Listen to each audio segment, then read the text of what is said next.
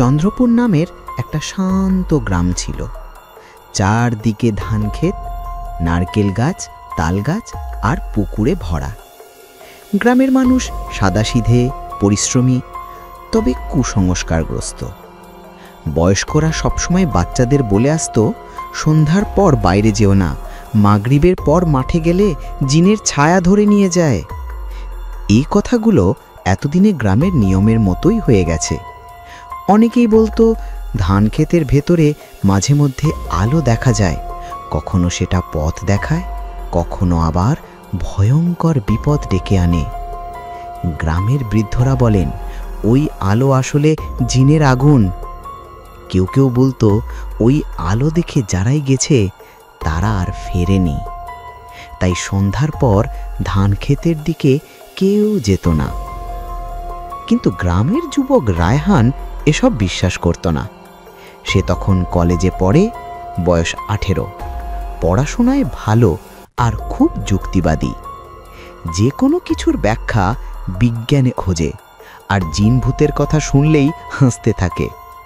বন্ধুদের কাছে সে প্রায়ই বলতো এসব অন্ধবিশ্বাস, জোনাকি পোকার আলো বা টর্চ লাইটকেও মানুষ জিনের আলো ভাবে।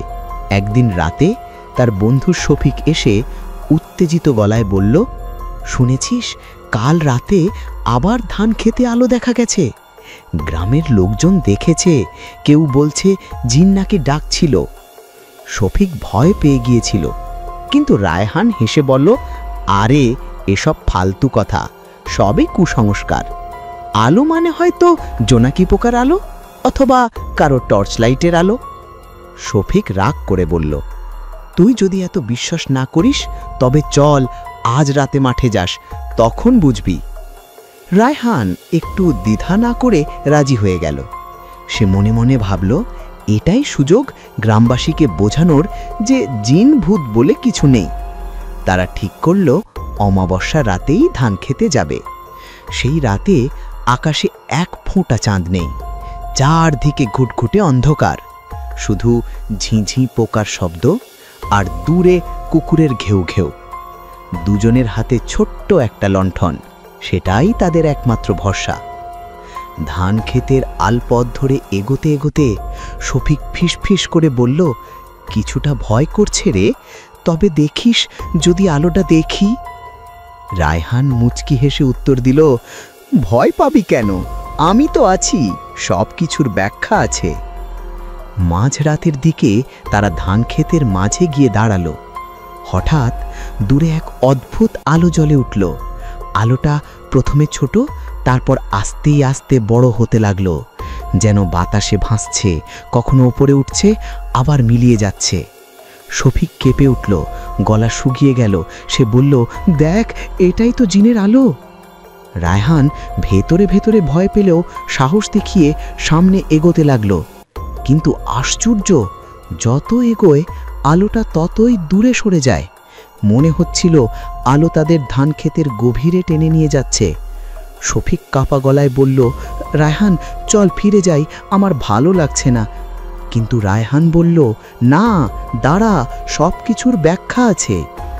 ঠিক তখনই চারদিকে অদ্ভুত শব্দ শুরু হলো, কারো কান্না আর হাসির মিশ্রিত আওয়াজ, আবার যেন পাখির ডানা ঝাপটানোর মতো শব্দ, অথচ চারপাশে কোনো পাখি নেই। শফিক প্রায় ভয়ে দৌড়ে পালাতে চাইছিল, কিন্তু রায়হান তাকে ধরে রাখল। হঠাৎ তাদের লণ্ঠনটা নিভে গেল। চারপাশ অন্ধকার, একে অপরের মুখও দেখা যায় না। অন্ধকারে হঠাৎ একটা কণ্ঠস্বর ভেসে এলো, ফিসফিস করে বলল, ফিরে যা, ফিরে যা, নইলে সর্বনাশ হবে।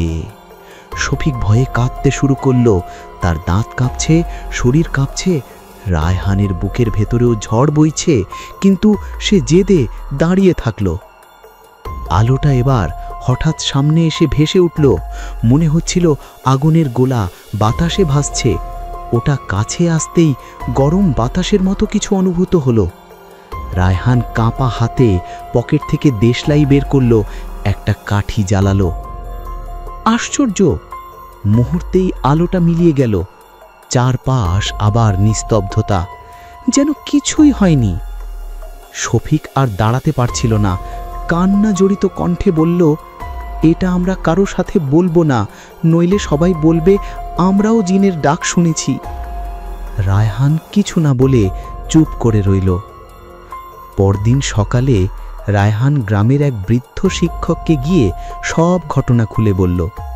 শিক্ষক মৃদু হেসে বললেন, বাপু, ওগুলো জিনভূত না, ধান ক্ষেতের জমিতে কখনো কখনো পচা গ্যাস তৈরি হয়, সেটাকে বলে মিথেন গ্যাস। গ্যাস বাতাসে মিশে গিয়ে হঠাৎ জ্বলে উঠে আগুনের মতো আলো দেখা যায়, ওকেই মানুষ জিনের আলো বলে ভয় পায়। রায়হান বিস্মিত হয়ে বলল, মানে সবটাই বিজ্ঞান? শিক্ষক মাথা নেড়ে বললেন, হ্যাঁ, তবে মনে রেখিস, ভয় মানুষকে দুর্বল করে দেয়। অন্ধকারে যে কোনো শব্দ বা আলোকে আমরা সহজেই ভূত ভেবে নিই, কিন্তু জ্ঞান আর সাহস থাকলে সত্য জানা যায়। সেদিন থেকে রায়হান বুঝল, ভয় আর কুসংস্কার মানুষকে পিছনে টেনে ধরে, কিন্তু জ্ঞান, যুক্তি আর সাহস মানুষকে মুক্ত করে। সে বন্ধুদের বলল, ভূত জিন নয়, আমাদের আসল শত্রু হলো অজ্ঞতা। যদি পড়াশোনা করি, সাহস রাখি, তবে অন্ধকার কখনো আমাদের গ্রাস করতে পারবে না। ধীরে ধীরে গ্রামের মানুষও বুঝল, আলো দেখে ভয় পাওয়ার কিছু নেই। কেউ আর ধানক্ষেতের আলো দেখে জিনের ভয় পেত না, বরং সবাই বুঝল, প্রকৃতির রহস্যের পেছনে বিজ্ঞানের ব্যাখ্যা লুকিয়ে থাকে। এভাবেই চন্দ্রপুর গ্রামে অন্ধকার আর ভয় কমতে শুরু করল। মানুষ আর কুসংস্কারের ফাঁদে পড়ে থাকল না। তারা শিখল, ভয় পেলে অন্ধকার বড় হয়, কিন্তু সাহস রাখলে সত্যের আলো জয়ী হয়। শেষে বোঝা গেল, জিনের আলো আসলে ভয় দেখানোর মতো কিছু নয়, বরং প্রকৃতির অদ্ভুত খেলা। ভয় যদি আমাদের নিয়ন্ত্রণ করে, তবে আমরা কখনো সত্য জানতে পারব না, কিন্তু ভয়কে জয় করলে প্রতিটি রহস্যের পেছনেই আমরা খুঁজে পাব জ্ঞানের আলো।